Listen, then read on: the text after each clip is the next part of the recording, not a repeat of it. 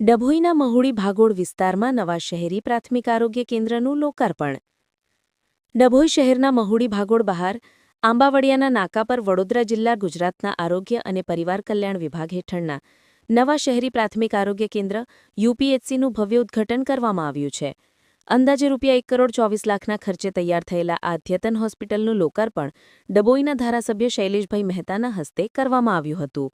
સ્થાનિકોને મોટી રાહત, આરોગ્ય સેવાઓ હવે ઘર આંગણે। આ નવું આરોગ્ય કેન્દ્ર મહુડી ભાગોળ અને તેની આસપાસના વિસ્તારના રહેવાસીઓ તેમજ 50 જેટલા ગ્રામ્ય વિસ્તારોના લોકોને આરોગ્યલક્ષી સેવાઓ માટેની મુશ્કેલીઓ દૂર કરશે।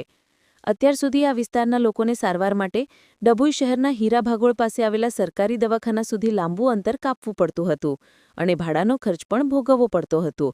હવે આ નવું કેન્દ્ર શરૂ થવાથી સ્થાનિકોને ઘરની નજીક જ તબીબી સુવિધાઓ ઉપલબ્ધ થશે, જેનાથી સમય અને નાણાંની બચત થશે। તમામ આવશ્યક સુવિધાઓથી સજ્જ નવા શહેરી પ્રાથમિક આરોગ્ય કેન્દ્રમાં ડભોઈ સરકારી હોસ્પિટલમાં મળતી તમામ આવશ્યક આરોગ્ય સુવિધાઓ ઉપલબ્ધ કરાવવામાં આવી છે। આ કેન્દ્ર પ્રાથમિક સારવાર, રસીકરણ, માતા અને બાળ કલ્યાણ સેવાઓ અને નાના રોગોની સારવાર સહિતની સેવાઓ પૂરી પાડશે, જે વિસ્તારની જનતા માટે આશીર્વાદરૂપ સાબિત થશે। મહાનુભાવોની ઉપસ્થિતિ।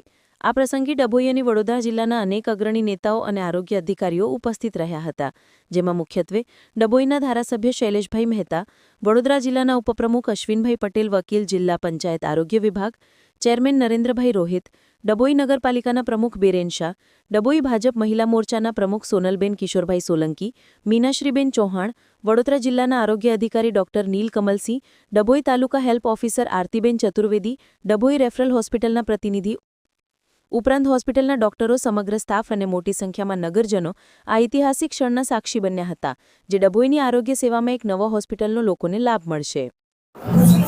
આજે દરબારની નગરી એટલે ડભોઈના મહુડી ભાગોળ વિસ્તારમાં પ્રાથમિક આરોગ્ય કેન્દ્રનું લોકાર્પણ કરવામાં આવ્યું છે। ભારતીય જનતા પાર્ટીની સરકાર પહેલેથી જ કહેતી આવી છે કે જેનું ખાતમુહૂર્ત અમે કરીએ એનું લોકાર્પણ અમે કરીએ છીએ। આનું ખાતમુહૂર્ત પણ મારા હાથે થયું હતું અને આજે લોકાર્પણ પણ મારા હાથે કરવામાં આવે છે। 1,24,00,000 જેવી માતબર રકમથી આ પ્રાથમિક આરોગ્ય કેન્દ્રનું નિર્માણ થયું છે। હું સરકારનો, જિલ્લા પંચાયતનો બંનેનો આભાર માનું છું, કારણ કે અહીંયાના લોકોને રેફરલ હોસ્પિટલ સુધી જવું પડતું હતું। અહીંયાથી આગળ લગભગ 50-60 ગામોને જે સારવાર માટે નાદોદી ભાગોળ સુધી આવવું પડે એની જગ્યાએ અહીંયા આગળ એમને નજીકમાં સારવાર મળશે, એનાથી એમને આવવા જવામાં તકલીફ ઓછી પડશે। આખું નગર પાર કરીને પેલી બાજુ જવું પડે એની જગ્યાએ નજીકમાં એમને આવી સારી વ્યવસ્થા ઊભી થઈ છે, એટલે લોકોની સારવાર માટે આરોગ્ય કેન્દ્ર મદદરૂપ થશે। આગામી દિવસ હું આજે આ વિસ્તાર મહુડી ભાગોળ વિસ્તારના લોકોને અને અહીંયાથી આગળ આવેલા 50-60 જેટલા ગામના લોકોને અભિનંદન આપું છું, શુભેચ્છા આપું છું કે એમને માટે આ એક સારી વ્યવસ્થા ઊભી થઈ છે।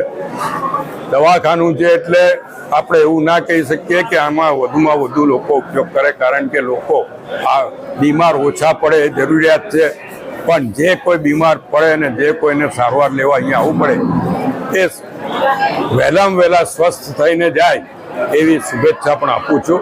આભાર।